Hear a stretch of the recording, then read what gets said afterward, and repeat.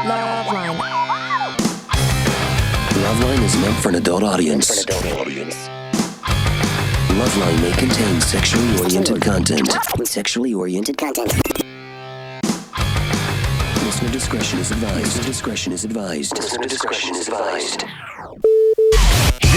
is LoveLine. LoveLine. With Adam Carolla and Dr. Drew. Hey, everybody, it's LoveLine. I'm Adam. That's Dr. Drew. Phone number 1-800-LOVE-191. Dr. Drew, board-certified physician, addiction medicine specialist in Oklahoma City tonight. Is that where you are, Drew? Yep. And why is Dr. Drew in Oklahoma City? Because somebody dropped a nickel. Yes, indeedy. That's what are you doing over there? I'm talking for a healthcare organization. Give a talk tonight. Give me another talk to a group of sick adolescents tomorrow morning. It's good. All right. Wow. Yeah, it's good times. Taking money from sick adolescents, Drew. That is twisted. It's an all-time low. Have you no conscience? All right. So you're doing the Lord's work over there. But you're getting some money from today speaking, but tomorrow you speak for free, yes? That's right. Exactly. But, I mean, you'll pass the hat or open the guitar case. I mean, let some of those... Well, I mean, what are you going to do? Well, the kids are sick. They're not poor, You know what I'm saying? Drew, in Oklahoma City. Anna, how far are you from where the federal building was bombed? I'm at 94.7 The Buzz, which is our affiliate here in Oklahoma City, and we are actually in the building that was originally supposed to be bombed, apparently. Oh, the really? The FBI was in this building, but something happened where they couldn't get the truck into the garage. This is part of the story we don't hear in Los Angeles. Wow. And I can see the downtown from here for where the building was. Probably a couple miles away. Yeah. All right. What? No, I was just picturing a radio station building being bombed and thinking, kind of be a push, you know what I mean? I mean, it'd be tragic, just not as bad as if it was a regular building. What's going on over there, Drew? Pager going off? People page Drew. Lauren is paging me. Lauren's paging you? Awesome. Is that nice?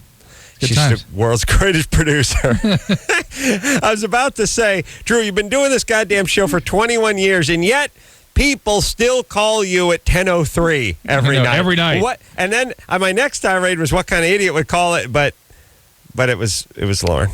Okay. Well, can I tell you what she emailed me, or what she sort of paged me with here? Oh, I know why she paged you. She wants you to read the Cry Wolf. Is that the one? Yeah. You write the Cry Wolf promo. Yeah. It's all right.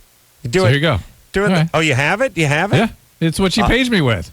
I thought she sent the Cry Wolf thing via like a text message? Yeah, she thought it was going to be, I think she mistook it for my email address and she put it on my pager.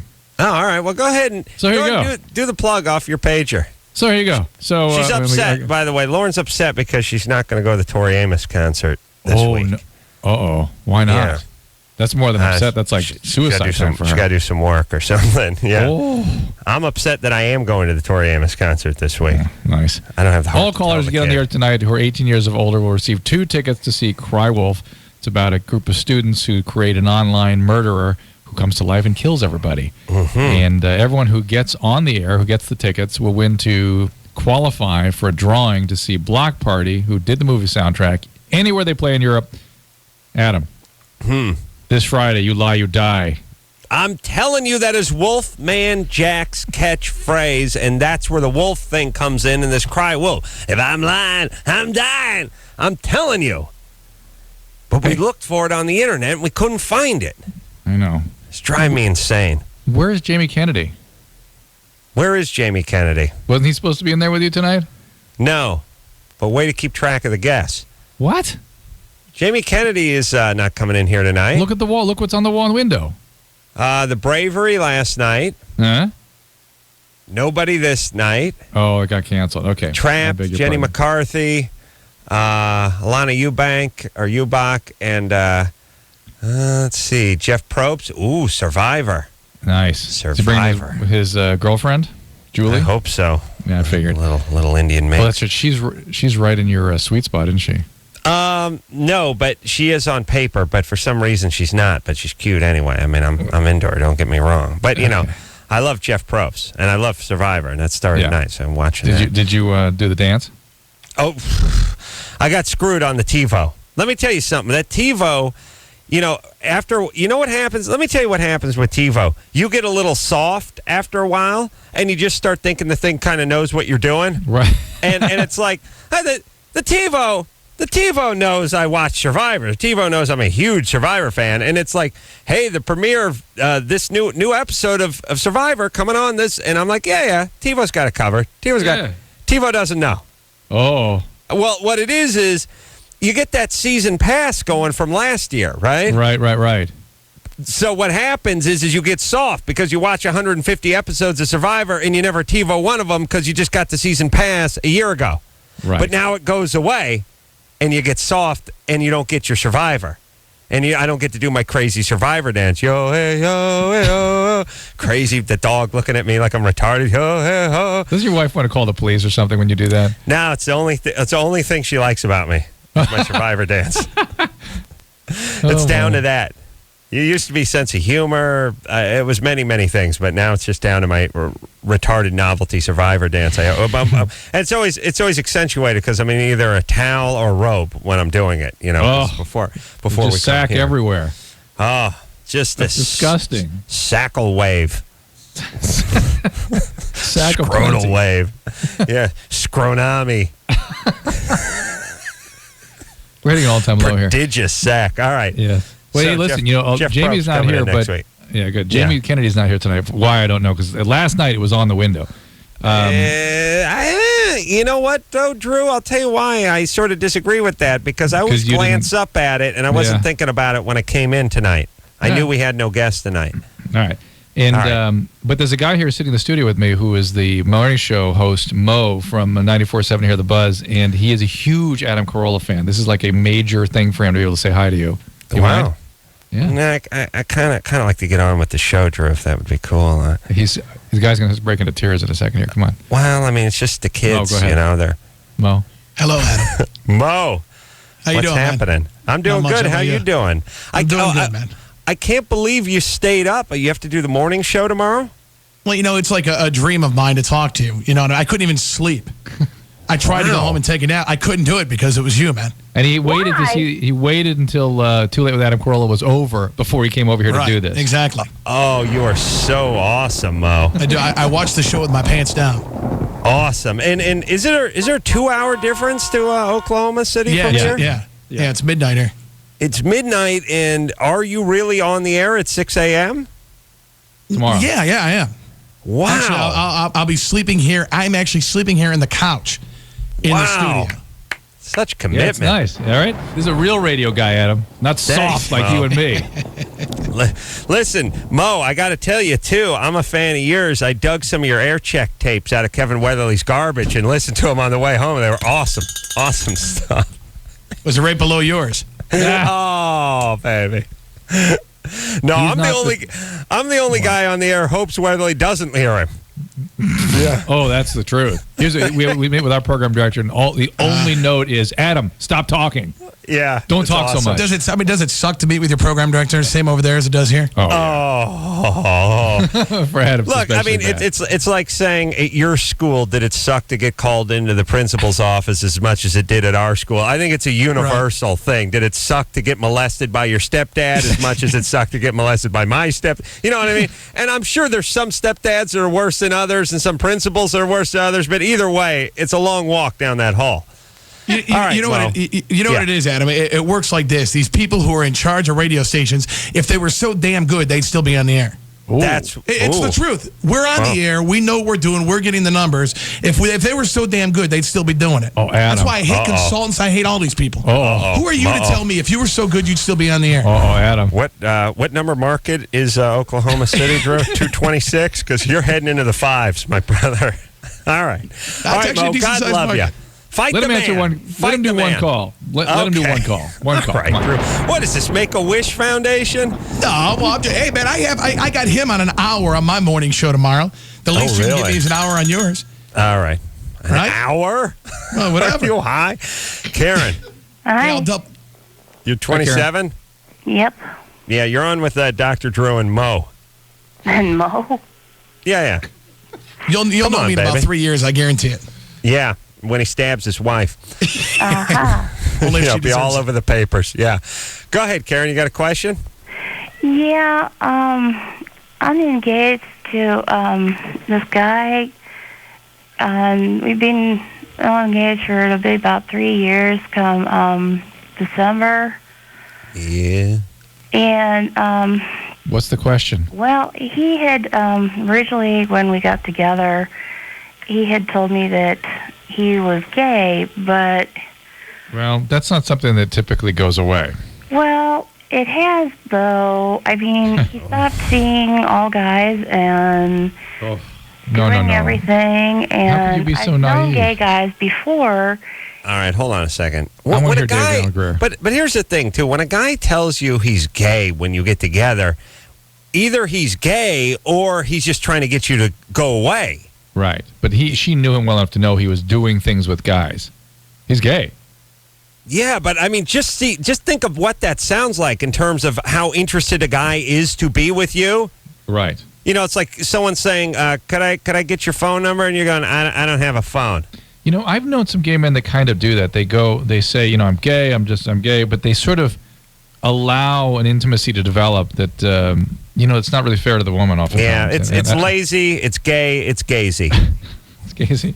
I think it was we had an intern around here named Gazy for a while. Karen, what is up? Do you have any kids with this man? Oh, no. Oh, good. I can't have Okay. kids. Oh, Why? good. That's good, but why? Why? Why? My biology doesn't work. Are you sure? Oh, yeah, absolutely.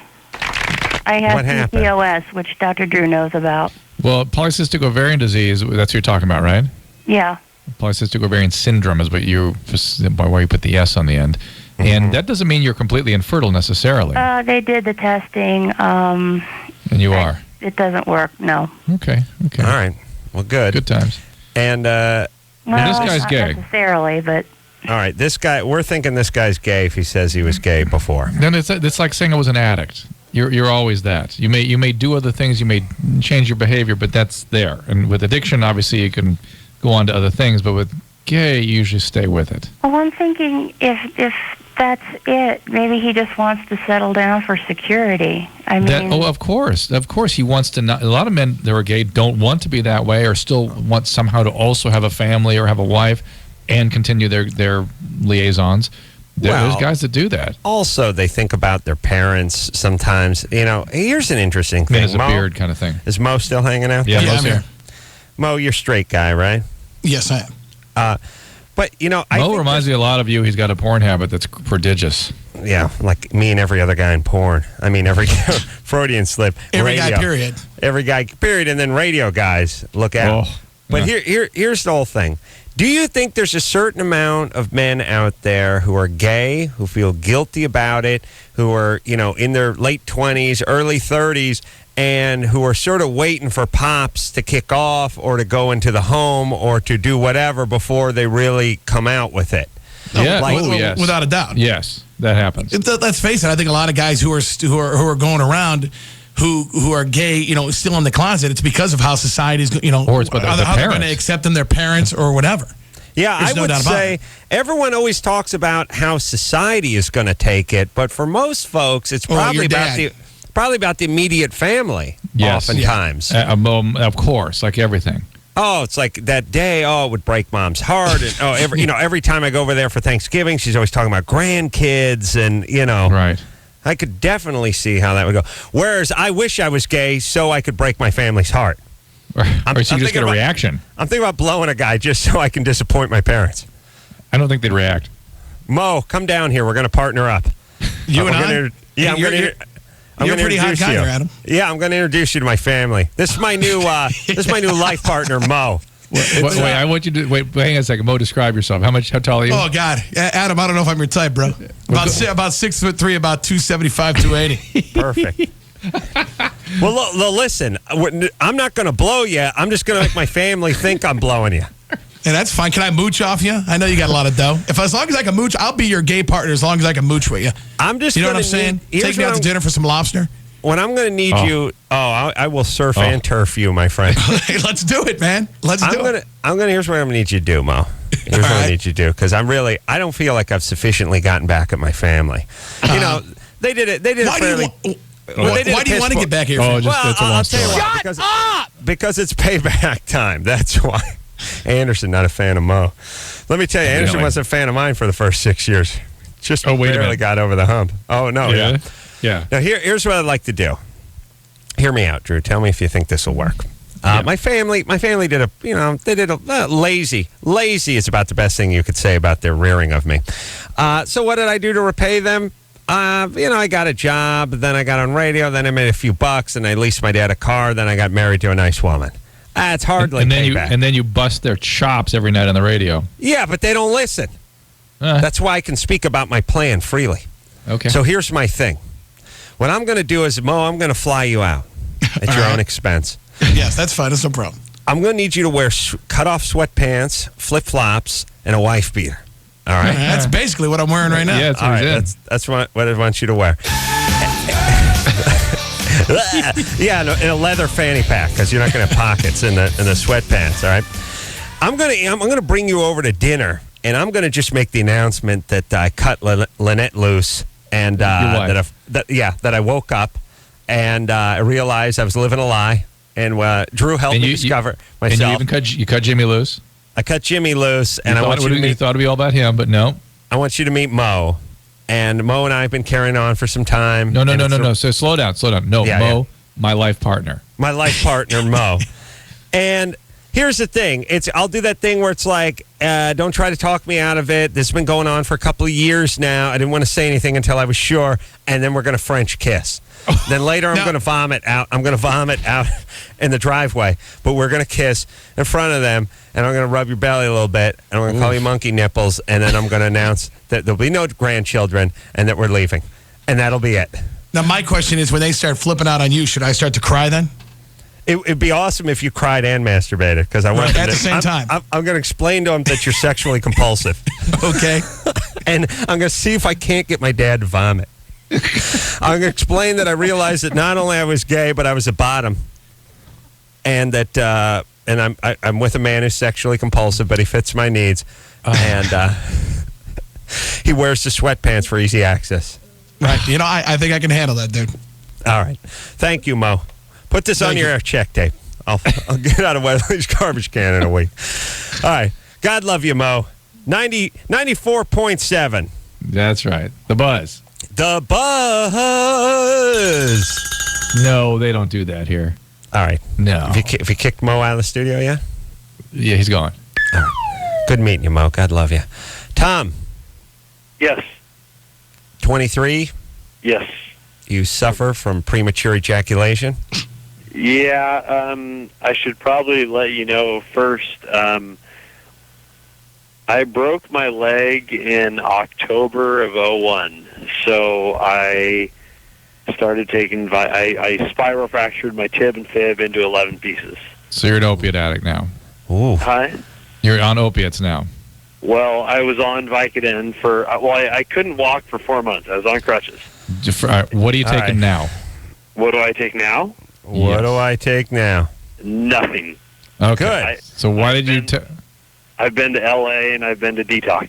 I paid $9,000.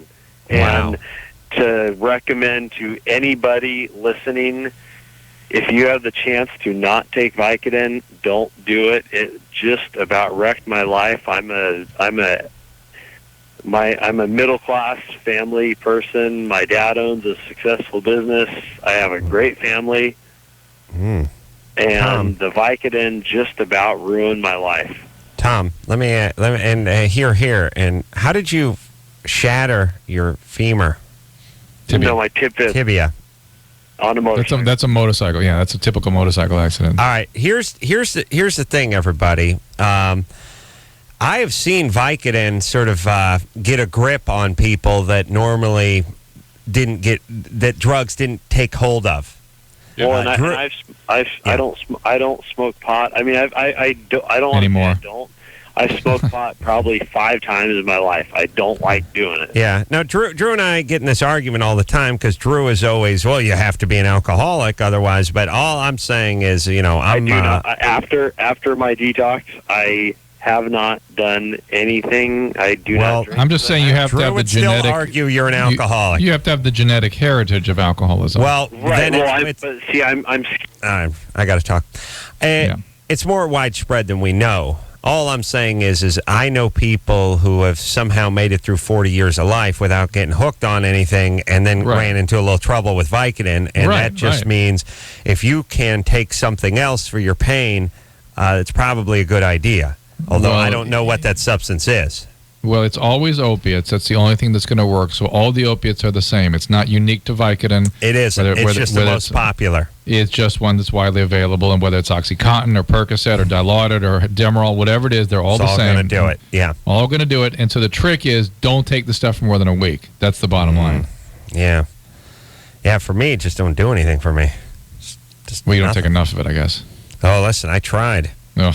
And then I saw that thing that said, you know, the martini glass with the cross through it. You know, I mean, don't do it with booze. With the bubbles coming out? Yeah, don't do it with the booze. And that, was, you know, which to me means do it with the booze. Right. You know what I'm saying? Yes. I see an X through something, and it's more of a gateway. Yes. It's not an X. Yeah. Still nothing. Still didn't do the world anything. is your oyster. I mean, because that's all the world is. It did. Yeah. It'd be great when I go to Howard Stern and you stay here and rot forever, Anderson. It's going to be awesome. That was the night. Tom? Yeah. All right, so don't do Vicodin. No, I don't. I've been clean since February. Yeah, but that's your message. Don't do Vicodin. No, I understand that. And because of that, I've been scared to drink. Great. I just don't want to get hooked on anything. Great. Excellent. So I'm just so scared to death of... What's your question? Well, my question is when I was on Vicodin, I could have sex for as long as I wanted. Right. You know opiates suppress sexual functioning. Yeah. Right. And I didn't... I could come if I wanted to. I don't know if I can say this on the air, but if I could finish if I wanted. What's your question? We get it. What is your question? You got it. Before I start beating What are you taking? You're taking something now, though, it sounds what like. are you doing? No, I'm not taking anything now. I am... My question is I... Hold on a second. He sounds loaded. It does sound loaded. Well, sometimes when people are stupid, they sound loaded. Yeah. But there is a kind of a loadedness to him, right? Yeah, yeah. Where he's like, I could, and he's a little sort slurry. of, yeah, and we're kind of like, all right, spit it out, and I wouldn't eject, that's because, and they just sort of keep getting back to it. Right. All right. Tom, you're not doing any drugs, no booze, you didn't have a beer tonight? No. No medication? No, none. All right, that's a bad sign. So the question is... What do I do to where I can have normal sex and not pre-ejaculate? And that's embarrassing, being with a girl and here's the deal. Able to last for 10 seconds. All right. Go ahead, well, it's the same as anybody with that problem, which is find a relationship, kind of work it out. There's different things can be done, obviously. There is a medication going to come out in about a year that will significantly change this. It's basically a short-acting Prozac type medicine. It's going to significantly... This is a biological process, as you found out. You take a medication, it suppresses it. There will be a safe medication for this down the road, but there really isn't anything you can do to change your rhythm, change your timing, other than change what you do with it, and that's sort of working it out with a partner. And if you have somebody you're with for a while, you'll figure that out. Yeah. You just need to get with somebody and get it worked out. That's right. All right. Let's see. Gouged one time of his... for break. Well, hold on, Drew. Well, okay, Mr. Corolla. Well, first off, there's a 2-hour time difference, so it's 12:24 where you're at, so technically you're done with the show. Oh, that's awesome. Oh, wait a minute. That was a horrible argument. Yeah. Scratch that. Okay. Joseph, who we're not going to talk to, is 16 years old. He gouged one of his testicles while trimming his pubic hair. That just sounds like the kind of idiot I'd like to talk to. Joseph? Hey. Joe? What's going on, guys? Yeah, hang on a second. Oh. Think about, Drew. Yeah. Think about if you had some sort of chart, some sort of way to chart the incidence of pubic sac NAD related injuries from like 1952 to 2005 for teenage males. You know what I mean? There was probably not a male who was 16 that dyed his pubes, cut his pubes, or even knew where his pubes were on his goddamn body in the 50s. And now everyone's doing something special down there. Yep, you're right. So all kinds of sharp objects and chemicals coming around. Yeah, it's like, well, what I did is, you got to bleach it out with the hydrogen peroxide before you dye it. Otherwise, it's not going to look red. It's going to look black. And then if you want to get the Mohawk going, or you want to get the Mr. T going down there, I mean, you got to get a nice buzzer. I got one of them wall cordless ones. That thing works and then all of a sudden, pow! All of a sudden, there's skin flying and guys screaming.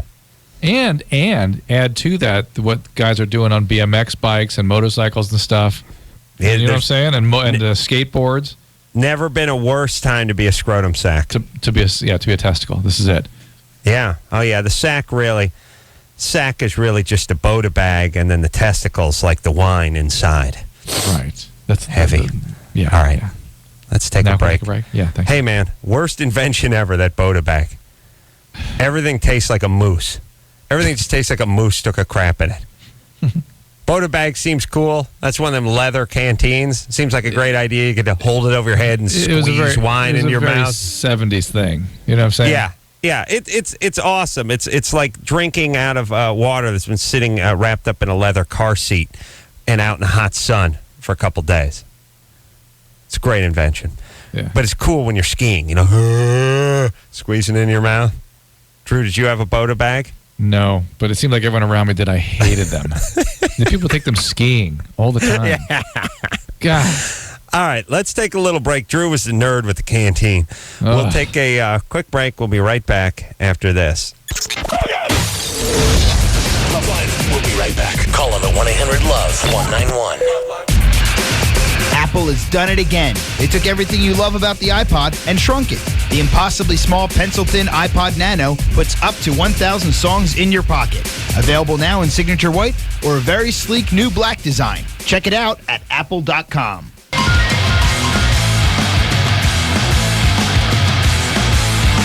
Yeah, LoveLine, everybody. I'm Adam. That's Dr. Drew. Dr. Drew coming to you live tonight from Oklahoma City. Why? Because somebody dropped a nickel. He's over at 94.7 The Buzz. Keeping it real over there. Traffic, weather, news, traffic, weather, traffic, and weather coming up at the top of the hour. Quarter hour, half hour, 8th hour, 16th hour, 32nd hour, 64th hour, 128th hour, 256th hour.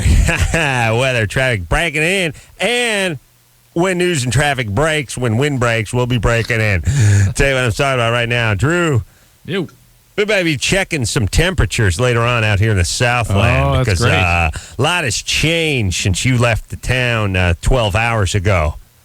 It's a big, huge weather change, I heard. I heard Pacoima's. The Pacoima checking in at 68 degrees, 68 in Van Nuys, 68 in Simi Valley, 68 in La Crescenta. Oh, here's something off the news tickers. What is this? Simi Valley still at 68 degrees. Slow and go on the Devore Pass. Look out for brake lights, mattress, and lanes. Thank you. Fan-effing-tastic. How do we process all this useful information, Drew? Drew, let me ask you this. Remember when you would hear something and it meant something? No, I don't remember that anymore. But there was a time when if you heard something, it meant something. Yeah, I could believe it and or it was important. Think about what you hear now. Here's what you hear. First off, I hear 10,000 dead in New Orleans. 10,000 dead in New Orleans, and maybe higher than that. Some suspect higher. Higher, or are they just higher? Because there's 200. That's number one. Number two, first off, I close my eyes, I hear a backup beeper. That's all beep, beep, beep, beep. I just realized I'm tuning everything out. 71 in Simi Valley, beep, beep. 10,000 dead in New Orleans, beep, beep. That's my life. I need I just walk around with a bucket on my head now. Nice. That's all. And Drew, your kids are going to have to learn to tune everything out. They already have. Okay, good. Good. Okay. Joseph? Yeah. You're 16? Yeah. What's up? Well, anyway, I got home. Adam, I think you disturbed Joe. I mean, you called him and disturbed him. I know it's intrusive ringing you up at this hour, but we heard you had a problem with your testicles, and we really like to get to the bottom of it. So if you could please just bear with us, brother. Okay. We'll make it up to you. Go ahead. So I was trimming my pubes tonight, and kind of, because you have like that hair on the balls. Hold on. No. Let me Wait get a that minute. down. Michelle, Wait give me a pen. minute. What is he talking about? Hair on the balls.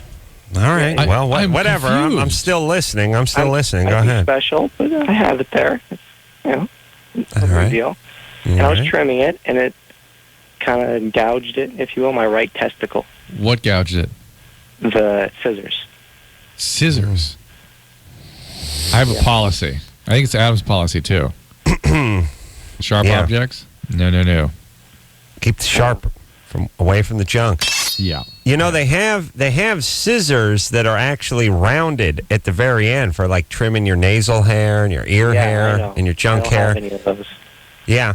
Be probably the best $3 you ever spent, Joseph. Actually, I saw at the dollar store. But I was talking about getting 3 of them. So the joke's on you. Yeah, cool. Weisenheimer. By the way, when you're at the dollar store, the 99-cent store, and you see something you kind of like, but you just can't squeeze the trigger, that's a bad sign. You're just standing there, long bridge of drool coming out of your mouth. You've been eyeballing the scissors. 99 cents.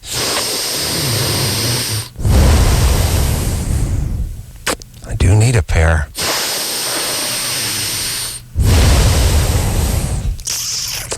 Did stab myself last time I trimmed the pubes. I don't know. I just couldn't justify it. Maybe. Okay, I'll wait for that promotion. All right, I'll be back. I'll be back. How late are you guys open? I'll be back. I'll be back. Really, what can you not buy at the 99-cent store? Rounded scissors, evidently. Well, they had him there. He just wasn't willing to get the wallet out. Just couldn't squeeze the trigger, Drew. That's all.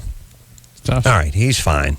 Or if he's not, he should go to the hospital, right? Right. I mean, I don't believe the questions. Yeah, I don't either. Well, what do you do? It's not a question. It's a statement, and that means it's bogus. Right. Joseph. Hey, Adam, you know what? Bogus. Joseph's bogus? Yeah. Yeah. What do you want, Drew? So your life partner's hanging around here. Mo? He's still here, yeah. Tell Mo I want him to start eating because I'd like to see him up around 3 bells when I introduce him to the family. Wait. He heard that. He's coming over the mic. Tell him I didn't want him to do that. I just want him to start eating. No Mo. Anderson got the no Mo chant going. Who is Anderson? That's your producer? Engineer. That's what I keep asking, too. Who's Anderson? What the hell's his problem with me? That'd be a great bumper sticker. I like Mo. He likes Mo. Well, I think Mo will do good because Man Cow does well. So Mo's got a future. Yeah. Man Cow? Yeah. Man Cow's very popular. I've heard of it. I've never heard him on the air, though. You will in 3 years. I never heard him on the air either. I don't know what's He's good. That's what I hear, but I've never. Adam. Oh yeah. Well, that's our show. That's not doing a morning show. It's not even doing a radio show. All right, let's keep on keeping on. All right, Mo, hit the vending machine, brother. Get yourself a fun sack of Bugles and get to snacking. I'm pretty close to what you're talking about. Trust me. Well, here's the deal. If you're already, on the cusp of 3, I'd like to see you around 325. Whatever it is, step it up to the next level. That's all I'm saying. I had you about 275. Was looking to see you coming in about 3. Again, Thanksgiving right around the corner. I got to show you to my folks. That's all. I'm looking forward to it, man. We're going to do that thing, too. We're going to do that thing that you used to see guys do in high school. Remember that obnoxious couple in high school? They walked with their hands in each other's back pocket.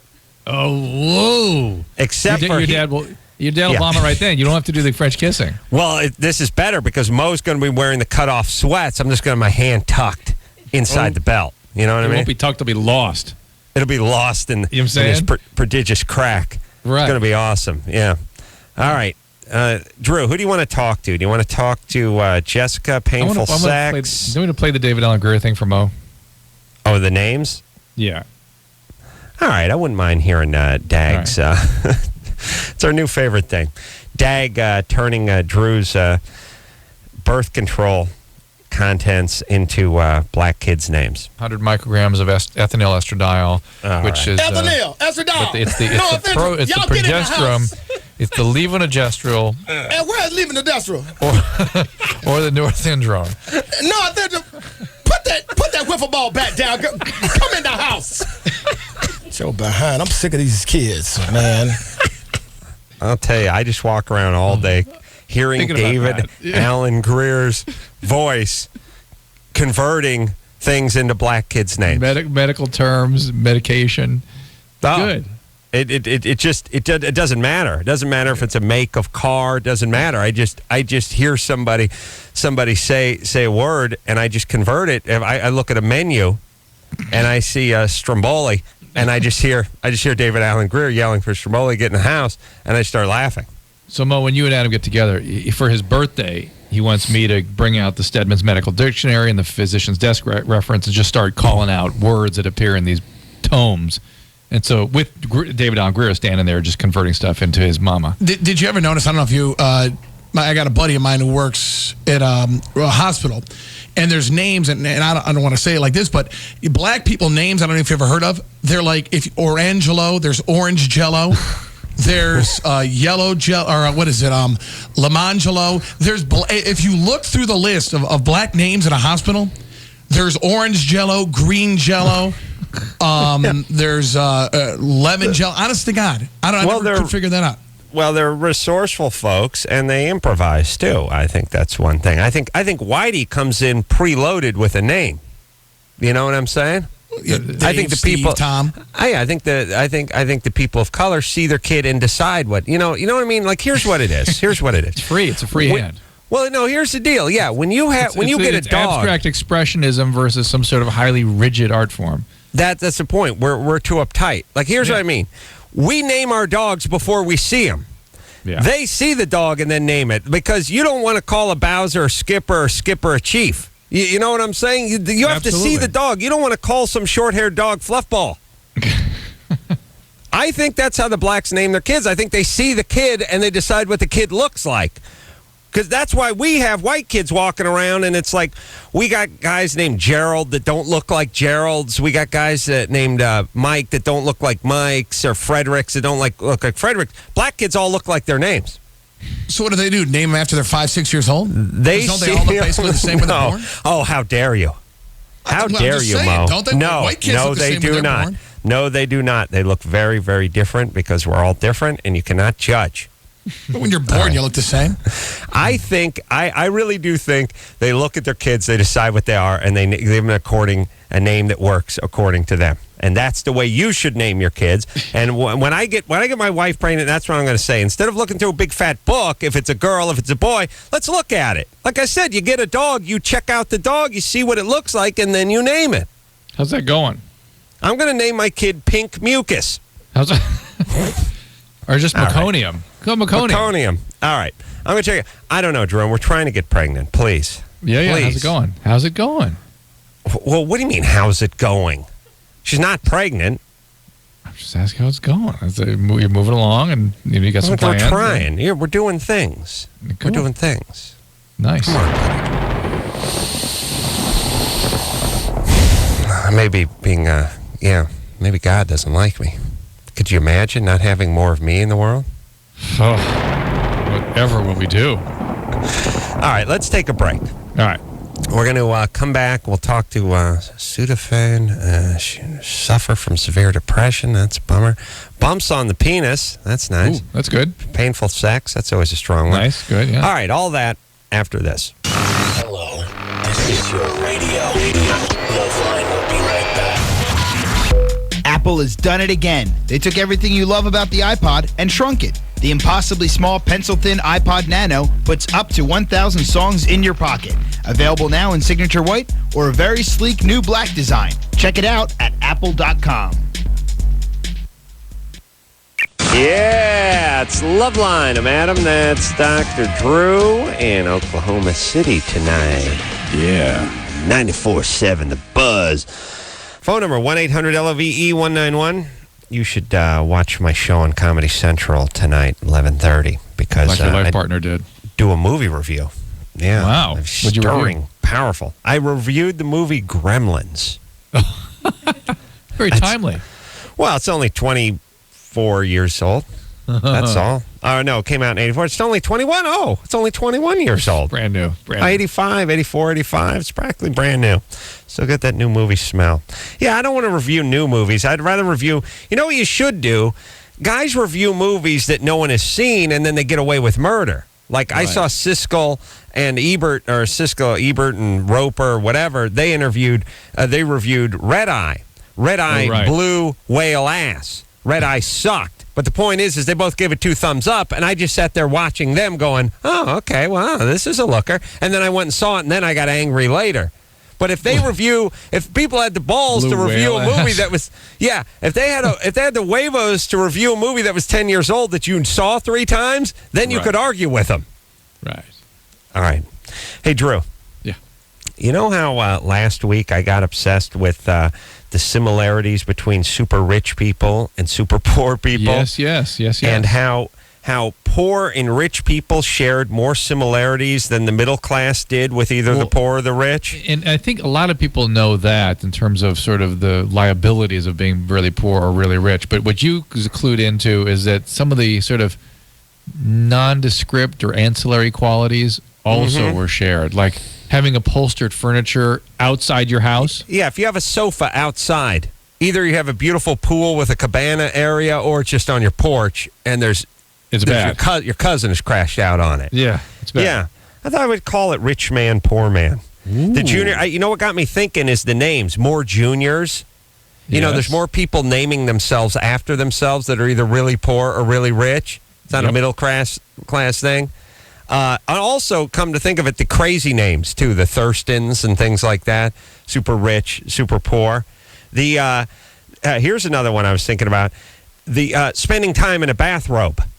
Ooh, good one. Yeah, because super rich guy might spend all day in a bathrobe, and a super poor guy might spend all day in a bathrobe, too. And same with wearing slippers outside the house. That's a super rich or super poor thing. Super rich people have a lot of cars, and poor people have a lot of cars. They're on blocks. They don't run, but they have multiple cars. Alternative medicine, we figured out. Oh, that's right. Yeah. Hunting. They both hunt. One is going after, quail, and they're on horseback, and the other's like shooting wild turkey or eating squirrels or something. And eating it, yeah. Yeah. Here's one. Here's an interesting one. You ready, Drew? You sitting down, my brother? Live around water. Real rich people live like by the ocean or on the, in Miami or on the thing. They have a dock. They have a whatever. Poor people live by swamps and by lakes and stuff. You know what I mean? Or on the bodies of water on the benches, the delta. at beaches. Yeah. Well, that's not even poor. That's just homeless. Yeah. Here's another one. Are driven, whether they're chauffeured or they just lost their license with a DUI and they have to have some driving to work and stuff. You know what I mean? What have you been doing all day? I've been thinking, baby. Oh, someone's been thinking. I'm just saying, really rich people and really poor people, they both have to be driven, or they both get driven. Like, here's the thing. If you're poor and you're going to the airport, a family member drives you to the airport. If you're rich and you're going to an airport, a town car or a limo takes you to the airport. But if you're middle class, you drive there and park. Yeah. Yep. Powerful stuff. Powerful, yes. The faraway lots. Yeah, then you get driven in the shuttle. Yeah. Interesting, huh? Sofa outside. It all started with me deciding that if you had a shower outdoors, you were either super rich or super poor. Yeah? I noticed you adapted. What? I would say drinks more in general. Yes, you're right. Probably more booze at the top and at the bottom than there is in the middle. Kids have more trouble. More kids, more troubled kids. Yep. More kids, more trouble, yeah. I noticed you've adapted the slipper thing. Oh, yeah, I do. I'll go hold my foot up now and let engineers Michelle react to the slippers I'm currently wearing in the studio. All right, let's keep on rocking here, Drew. We can't. Again, this is powerful social commentary. We can't keep on rocking. You've been talking so goddamn much. It's time for another break. Well, you know what? I say fa to that. Kelly? Kelly? Okay. You understand, it's either my biting social commentary or this. I understand. Hearing the sound of a freeway. Go ahead, there Kelly. She's there. What's up? Kelly. Did you say Kelly? Yes. No, it's Kelly. I'm sorry. I didn't know you were talking to me. I've never done this before. What's up, guys? No. All right, now we're out of time. Did you say Kelly? Yes. Did you say Kelly? Yes. Did you say Kelly? Yes. No, it's Kelly. Awesome. Drew, you're so right. It's awesome radio. All right, now we're taking a break. Kelly, hang on a second, baby doll. Just hold the F on. Take a quick break. Drew out in Oklahoma City. I may be doing some weather when we come back. Oh, no. Oh, yeah. All that after this. All right, guys, here's the deal. Looking to hook up? Call the Dateline. Sick of wasting time with the wrong person? Call the Dateline. One call's all you need to make. Call the Dateline. 1-877-889-DATE. If you need help, call LoveLine. 1-800-LOVE-191. Hey, everybody, LoveLine. I'll tell you what. I'm Adam. That's Dr. Drew out there in Oklahoma City tonight. Hey, he's okay. Tell you what, he's out there so dropped in nickel. I'll tell you what right now. So Acting, funny. checking in 67 degrees. Aguadose, 67 degrees. Alhambra, checking in 67 degrees. Alhambra, Aguadose, coming in 67. Aguadulce, coming in 67 degrees. Altadena, 67. Amboy, 67 degrees. Anaheim, 67 degrees. Apple Valley, 67 degrees. Linwood, checking in 67 degrees. Maricopa, 67 degrees. Menifee, 67 degrees. Mentone, 67 degrees. Mira Loma, 67. Mission Hill, 67. Mission Valley, 67. Mission Viejo, 67 degrees. Mojave, checking in 67. Monrovia, 67. Montclair, 67. Montebello, checking in 67 big degrees. Tell you what out there, Newberry Park, checking in 67 degrees. Newhall, 67 degrees. Norco, 67 degrees. Norwalk, 67 degrees. Alancha, checking in 67 degrees. I tell you, we got news, traffic, track, weather, news, traffic, weather, news, and weather when it breaks. All day, all the time. It's your weather, traffic, news, traffic,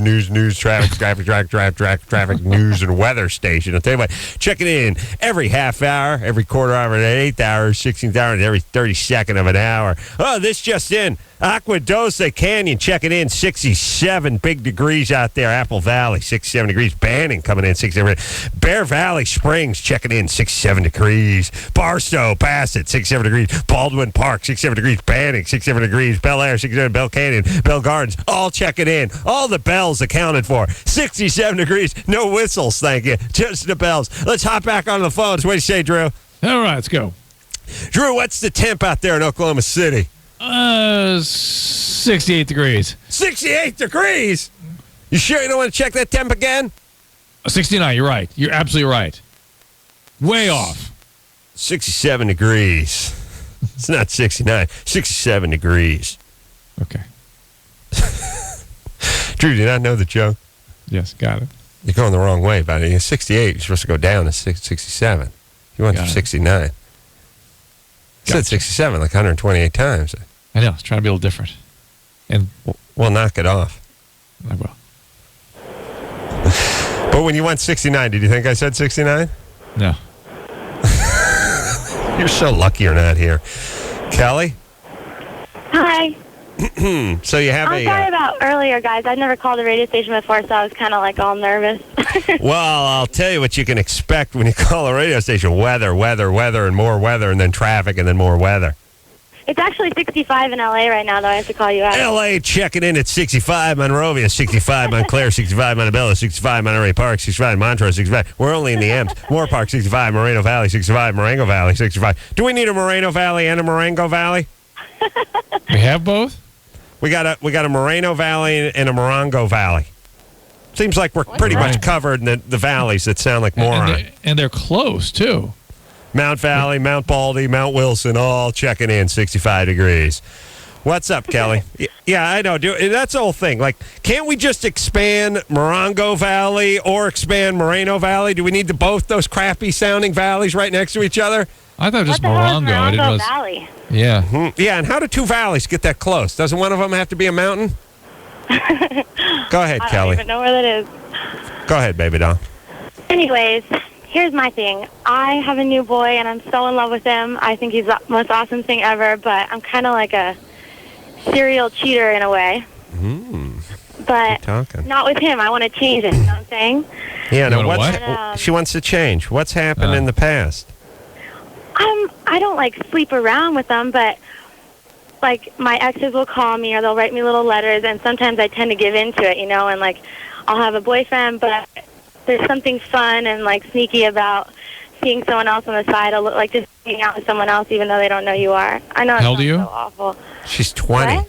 20. Yeah, 20. That's sort of 20-year-old behavior. Well, yeah, that's despicable behavior. Basically, you're hurtful to people that care very much about you. But whatever. Is that difficult for you to be in a close relationship with somebody? No, right now it's awesome. The thing is, my girlfriends, I'll ask them advice about it, and they just laugh it off and say, "Oh, you're just like a dude." But that's not a good excuse. Like I'm like a dude. That's not. That's not an excuse. The reason is it may just be you're going through a phase. I mean, some women will do that, but the overwhelming probability is that you just can't be in a close relationship. Mm-hmm.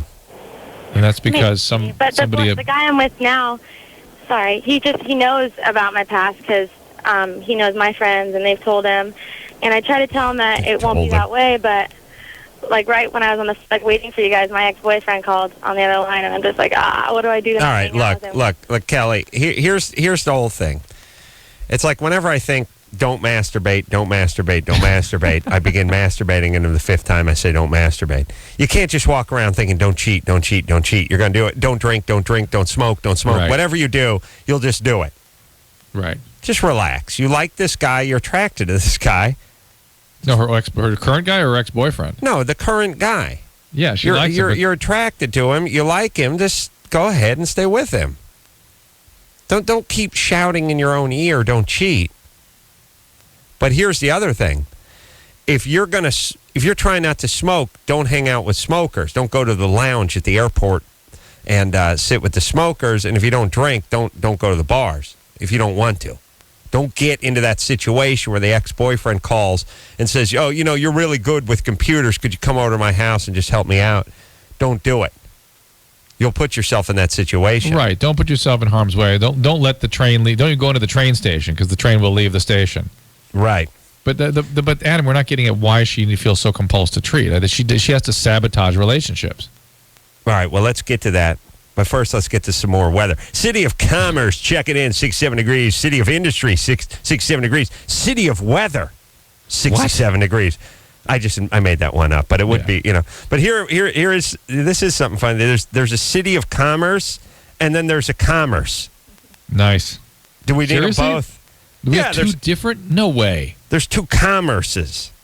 And then here's your favorite city of all time, Drew. It's checking in at 67 degrees? Yucaipa. Cudahy. Yeah. Cudahy sounds like an Indian yelling at his kid to stop it. Cudahy! Indian dad sitting around watching TV, watching smoke signals or something. Two kids playing grab ass. He can't focus. Cudahy! Put that wiffle ball bat down. Yeah.